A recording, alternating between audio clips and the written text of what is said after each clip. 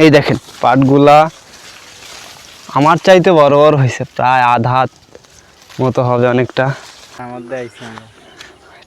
Fine করে ভিউটা দেখে সুন্দর দেওয়া যায়। আসসালামু আলাইকুম। আসছিলাম হচ্ছে একটু মাঠের মধ্যে, পাট ক্ষেতগুলো আছে, ভিউ দেখতে আইছি কেমন লাগে। এদিকে আসো দেখাই। তো এদিকে নেচার খুবই ভালো। আমরা সারাদিন মানে বোরিং হওয়ার পরে একটু ঘুরতে আইছি মাঠের মধ্যে। দেখেন আমাদের এলাকার যে পাট ক্ষেতগুলা, এগুলা কত বড় বড় হয়েছে দেখাই আমরা। এই যে এই দেখেন পাটগুলা আমার চাইতে বড় বড় হয়েছে, প্রায় আধা হাত মতো হবে অনেকটা। পাট ক্ষেতগুলা অনেক বড় বড় হয়েছে পাটগুলা। আর অল্প দিনের মধ্যে এই পাটগুলা কাটা লাগবে, কাইটে মানে খুব সুবিধা। এই কাছের কলে পাটগুলা বুনলে অনেক সুবিধা হয়। এই জলার মধ্যে নামাবে, এই জায়গায় নামায় জাগ করবে, জাগ করার পরে পানি আসবে তো বর্ষা মাসে, এই জায়গায় থেকেই ধুয়ে তারপরে শুকায় টুকায় বেঁচে দেয় কৃষকের। এই জন্য অনেক সুবিধা। তাছাড়া বিকালবেলা এই জায়গাগুলো দেখতে অনেক সুন্দর লাগে। হ্যাঁ, খুবই মজাদার জায়গা। তারপর কি খবরে?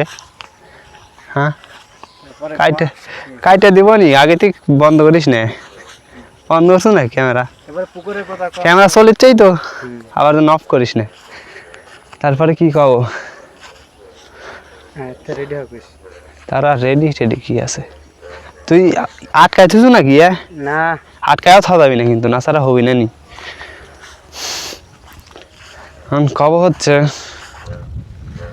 কি কই আর কি না কই।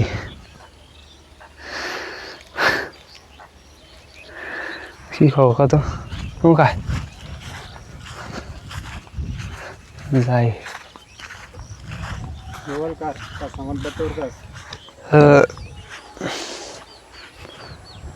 কি কব বুঝতে পারছি না।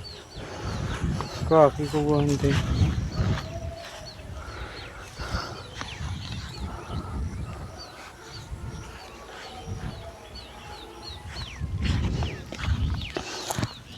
হেব্বি সুন্দর ভিউ ভাই। আমি আর আমার দোস্ত আইছিলাম এই জায়গায় ঘুরতে, সেই লাগতেছে বিকালের আবহাওয়াটা, মেঘলা মেঘলা আবহাওয়া তো হেব্বি লাগতেছে। তো এই যে টানা একটা রাস্তা গেছে, সরু রাস্তা, চিকন একদম, খুব সুন্দর।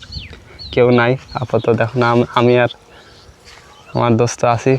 দেখেন সেই লেভেলের ভিউ ভাই। ঘুরতেছি, বাতাস লাগতেছে একটু হালকা হালকা, খুব ভালো লাগছে। আমি বসবো এই জায়গায়, একটু বসে থেকে এনজয় করি। না এদিকে বসলে মনে ভালো হয়, তাই না? এই যে জিনিসপাতি নিয়েছিলাম আমরা ভিডিও করার লেগে, বাঁশ নিয়েছি। এই যে এর মধ্যে ক্যামেরা অর্থাৎ মোবাইল রাখার জন্য মাইক্রোফোন আনছিলাম।